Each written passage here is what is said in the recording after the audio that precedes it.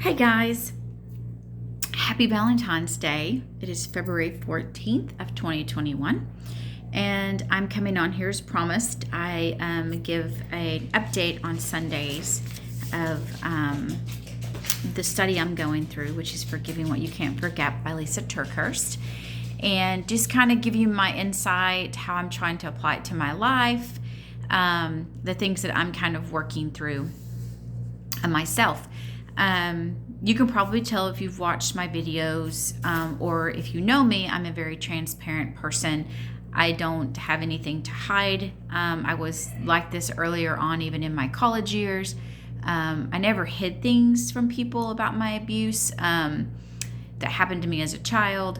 I always openly talked about it, but as I had mentioned previously, I would talk about it from my head and not my heart, which was a kind of a defense mechanism and a tactic. So last week I kind of pulled away from the book a bit, just because I was just talking to you guys about some nuggets the Lord was teaching me just through this process that I've been going through.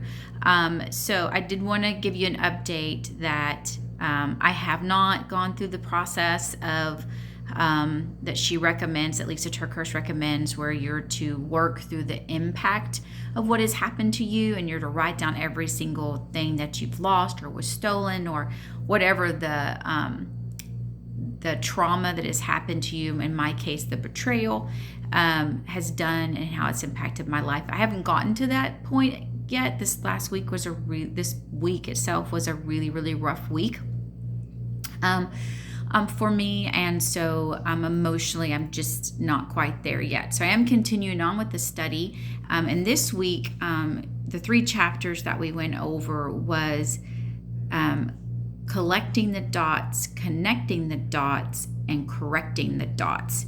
And this plays into how does our past impact who we are today.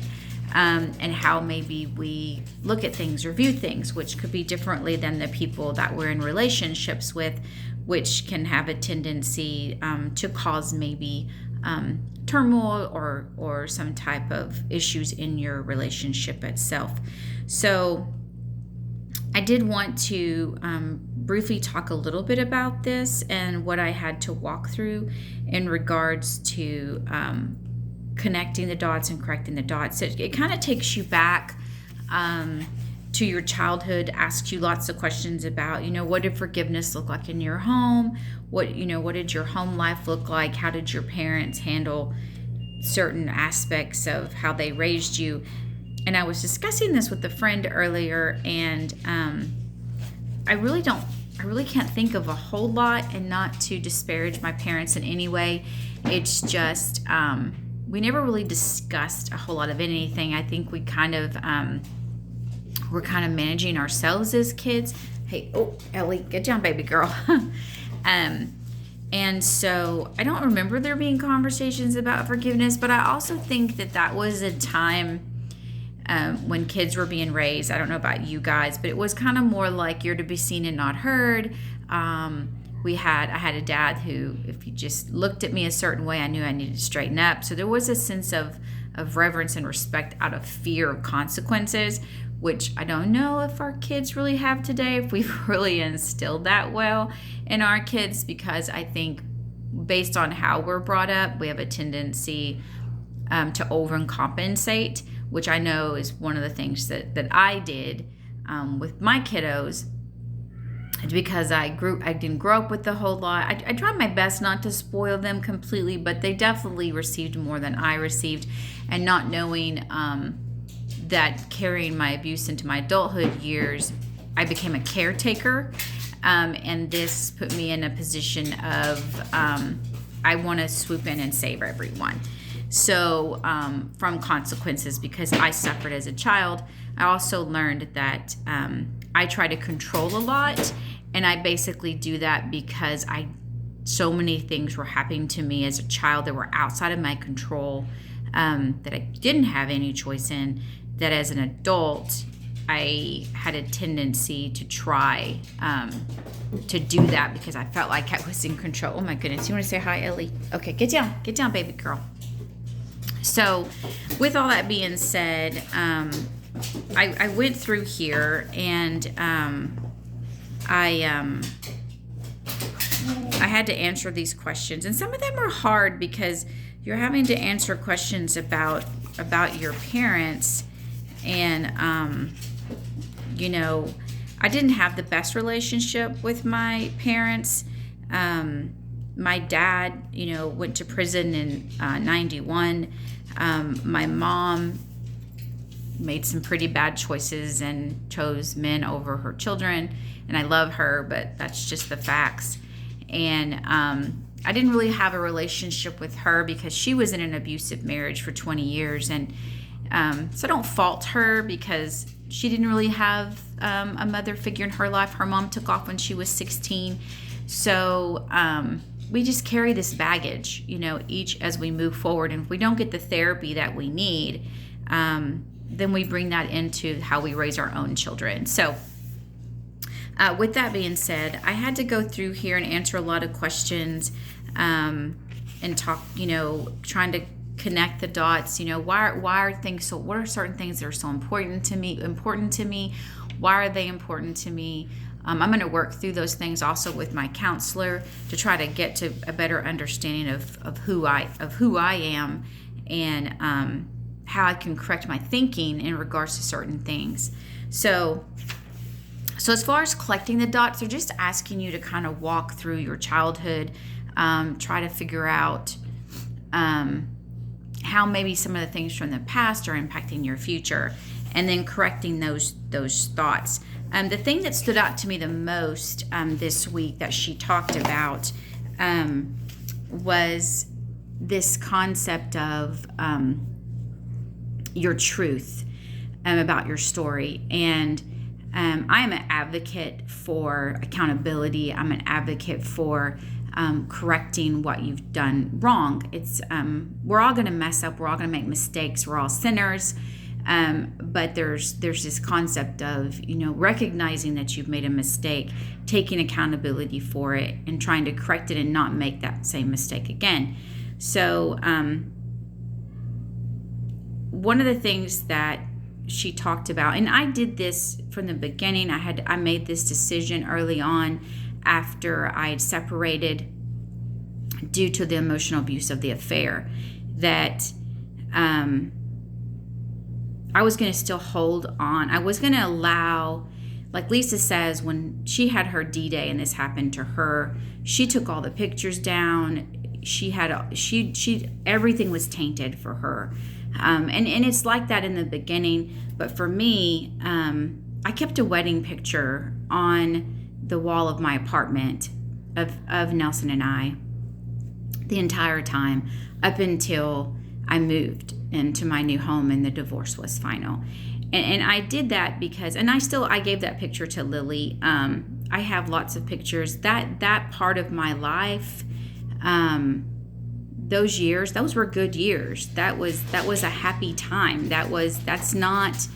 It's sad that it ended the way it ended, and it's not what I wanted, but at the same time, I loved that man. That's the man in those pictures, is the man that I loved.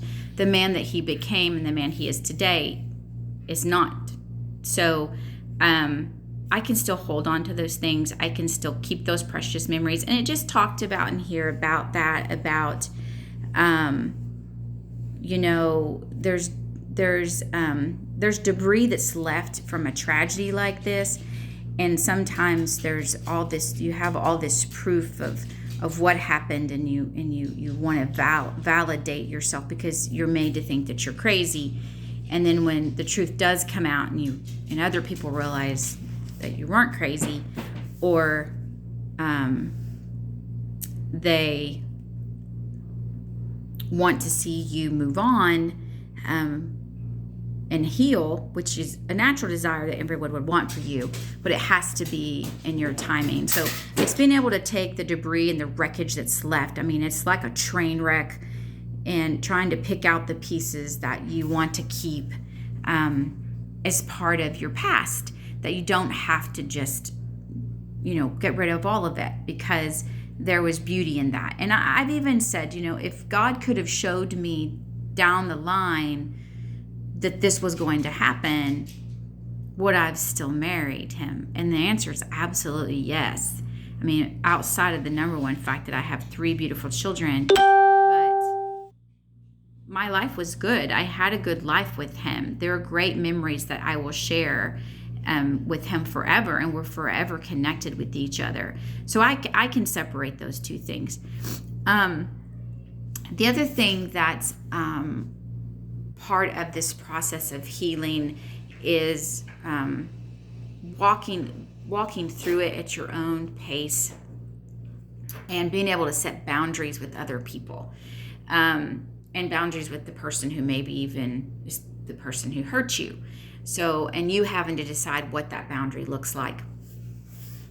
So for me, I've recently had to make some hard choices in regards to my own healing and figuring out what are my triggers, because as we talked about before, these can come up years and years down the line. There could be something that would trigger me even when I'm in a better place than I am now. You know, the divorce was only final in November. So, but I have to, this is one of those times in my life where I'm choosing to pick me. I never have done that before. It's always been about, I've never addressed my pain. I've just bottled it up, acted like I was good, made everybody appear that I was strong. I was thinking I was strong too. I just really wasn't dealing with it. So now this is the new Sandy. I'm going to walk through the pain. I'm going to get to a better place. I'm going to allow myself to feel. I don't need to justify or seek anyone else's approval for what that healing is going to look like. And so I had to make some decisions, like on my Facebook, when I get memories of the farm that come up, I delete them all. I don't delete memories that have to do with my children, but anything that's farm related, I delete it. I don't want it to come up next year. It's that's a trigger for me. The farm was this first step into the downfall of all of this. So it's sad because I don't like farms now. I don't like tractors, and that sounds silly, but those are things that you deal with when you're working through something that hurts you, and you'll figure out what those triggers are. The other boundaries for me is deciding what relationships are going to be the relationships in my life that are really actually in my best interest and want to be part of my healing. And if not, then I need to distance myself and love those people from a distance. Also, unfollowing certain people on social media if it's a trigger for me. So it's about protecting my heart and making choices that help me get through. So this is my encouragement to you this week is, if you get this book by Lisa TerKeurst, take your time going through it. It's a lot to unpack. I still got a lot of dots to connect and collect and correct and all those things. And I'm not to a place of forgiveness yet. Too much has happened. Too much has been taken away and stolen, and I'm just still in a lot of pain, and I'm not going to fake it. I'm not going to fake it to make other people happy. I'm not going to be willing to be around them until I'm ready. It's just too much for me. So, and I'm okay with that, because this is my life and it's my story, and I'm the one that's living it and lived it. And so, and it's between me and God. And he's been with me this entire time with every decision I've made and everything that I've done. I've gotten godly counsel. So I feel confident in knowing that he's with me. He's beside me. He's going to get me through this. And he has great plans for my life. He's going, I know he does. And I'm hoping that this will be part of it, that I will be able to use my pain to help other people. So that's where I'm at. Next week, we're talking the next few chapters. The title is Unchangeable Feels Unforgivable. When you can't change what happened, how do you get to that place? That's the next chapter, and that chapter is really good. I'm really kind of working through that. And then the next one that I haven't started reading yet is Because You Thought God Would Save Them. And that one's, wow, because that was my prayer the entire time. So I'm running a little long on this one today. I hope that you find this helpful. Please reach out to me if you know someone who's walking through infidelity, if they're looking for someone to talk to. That's, I highly encourage people. I have wonderful friends in my life who've been walking through this with me and helping me through this. But a lot of the women who are literally in it with me in these groups that I'm in, it makes a difference. So if you're looking for any resources, or you find yourself unfortunately in this horrible situation, feel free to reach out to me. I'm happy to share my resources with you, and I want to pray for you. So I love you guys so much. I hope you enjoy. Well, it's not, I don't know if you enjoy it, but I hope you glean something from what God is teaching me, and that it makes a difference in your life. Happy Valentine's Day to all of you. Love the people in your life, guys, and protect your marriages, protect your heart, and lean on the Lord. Y'all have a great day.